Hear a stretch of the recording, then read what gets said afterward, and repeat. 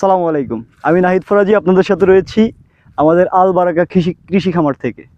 আমাদের এই খামারে কিন্তু প্রচুর পরিমাণে এবার তরমুজের ফলন হয়েছে। আমার পিছনে দেখতে পাচ্ছেন যে অসংখ্য তরমুজ কেটে রাখা হয়েছে। আর আমার এখানে যে তরমুজগুলো রয়েছে এগুলো সব হচ্ছে গ্রেট সাইজ। যেমন আমার হাতে যেটা রয়েছে এটা প্রায় 15 কেজি প্লাস, এখানে 20 কেজি ওজনেরও মাল রয়েছে অনেক। আপনারা আসলে দেখতেই পাচ্ছেন পুরোটাতে। আর যদি আরেকটু পিছে আসি আপনাদেরকে দেখাই, এই তুপের ভিতরে যে মালগুলো রয়েছে বেশিরভাগ হচ্ছে 15 কেজি প্লাস 20 কেজি আর কি।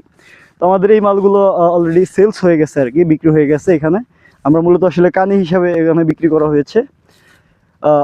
কানি বলতে আসলে আপনারা ওইভাবে বুঝবেন না, এক কানি হচ্ছে 20 গন্ডা আর কি, অর্থাৎ 1 একরের দ্বিগুণ আর কি। অর্থাৎ এখানে এক কানিতে হলো 2 একর জমি আর কি। তো আপনাদেরকে আমি যদি দেখাই আমাদের যে 20 কেজি সাইজের যে তরমুজটা রয়েছে, ভিতরে কিন্তু আরও তরমুজ রয়েছে। যেমন এই তরমুজটা হচ্ছে আমাদের 20 কেজি প্লাস, 22-23 কেজি হবে আর কি। তো এইভাবে আর কি আমাদের এই তরমুজগুলো। আর এই তরমুজটা কিন্তু ভোলার ভিতরে বিখ্যাত তরমুজ আর কি। আমাদের এখানে 750 কানি প্রজেক্ট করা হয়েছে টোটাল আল বারাকা কৃষি খামারের। এখান থেকে আমাদের অলরেডি 500 কানির উপরে সেলস হয়ে গেছে, আর 150 কানি রয়েছে।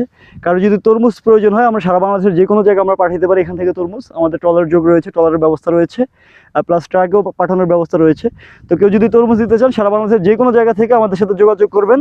আমাদের এই তরমুজটা থাকবে আর সর্বোচ্চ 1 সপ্তাহ, এর ভিতরে যোগাযোগ করবেন এবং একদম অথেন্টিক পিওর তরমুজ পাবেন, যেটাতে কোনো প্রকার মেডিসিন ব্যবহার করা হয় নাই।